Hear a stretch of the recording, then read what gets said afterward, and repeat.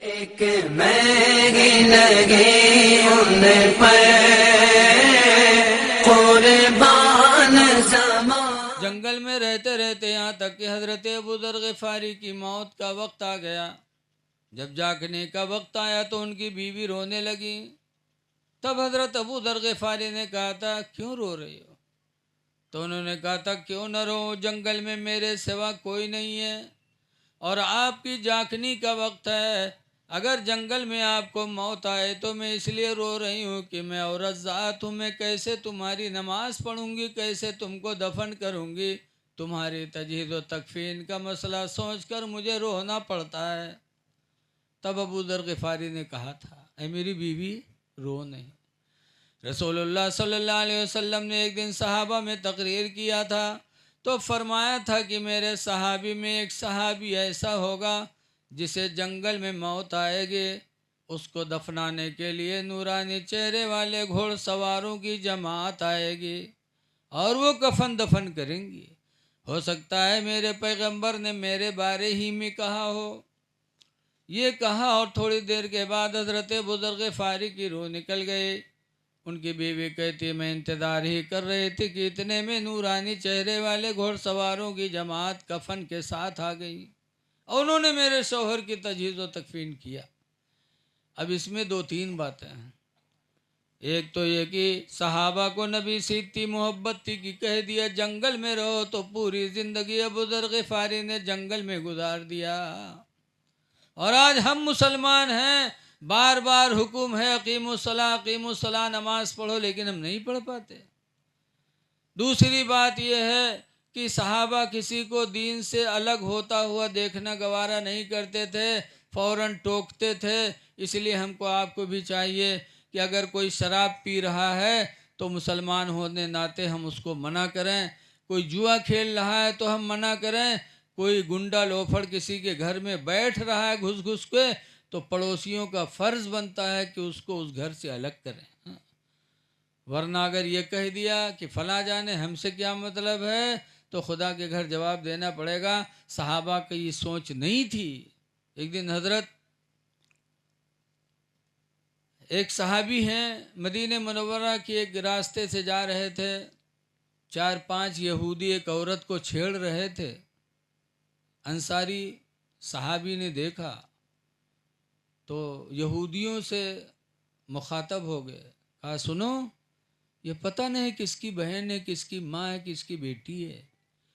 किसी औरत को हाथ लगाना हमारे इस्लाम में जायज़ नहीं है। ऐसा नहीं हो सकता कि तुम इस औरत की इज्जत पे हमला करो। वो यहूदी अंसारी से लड़ने लगे। वो अंसारी बेचारे लड़ते लड़ते यहूदियों से शहीद हो गए। उसी में वो औरत मौका पाकर अपनी इज्जत आबरू बचा के चली गई।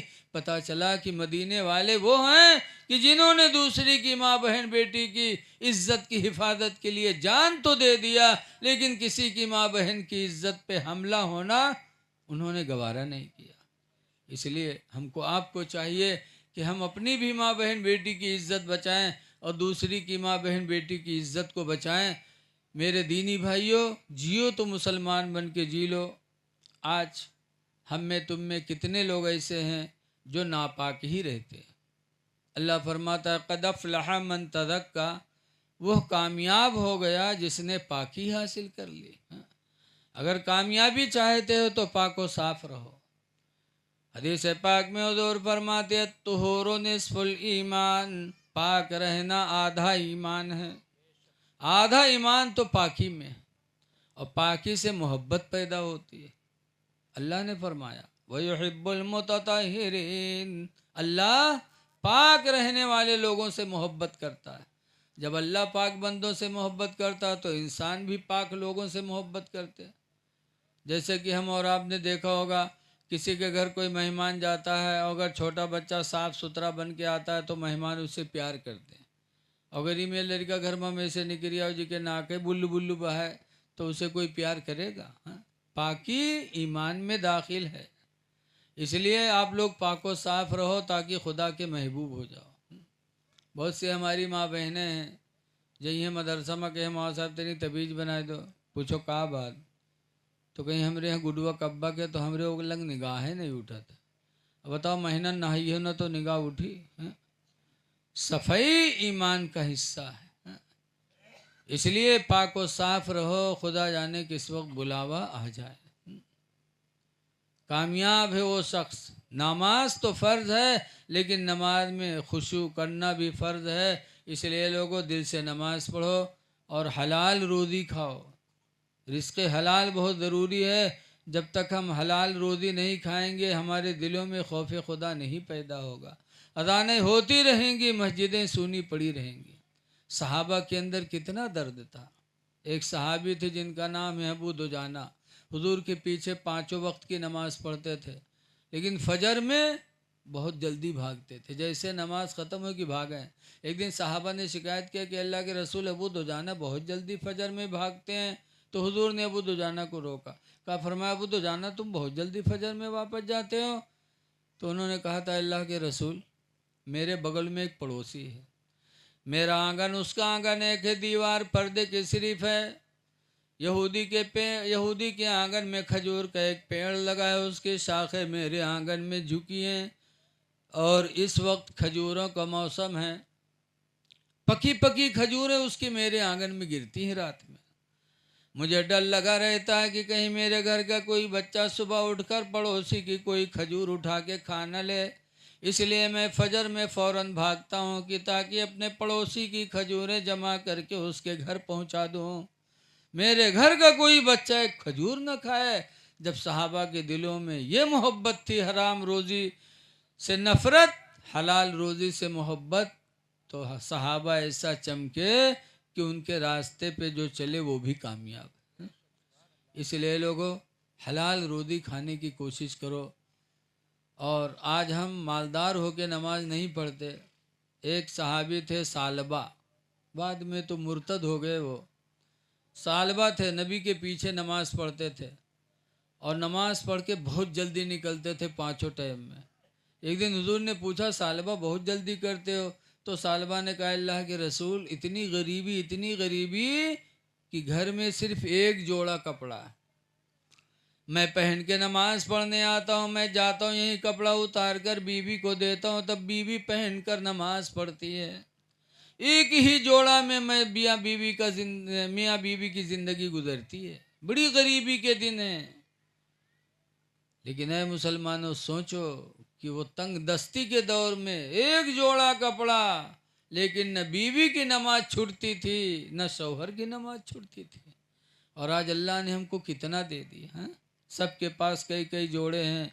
इसलिए खुदा का शुक्र अदा करो, नमाज़ों की पाबंदी करो, पाक व साफ रहो, हलाल रोज़ी खाओ, ताकि दीनदार बन के दुनिया से जाओ।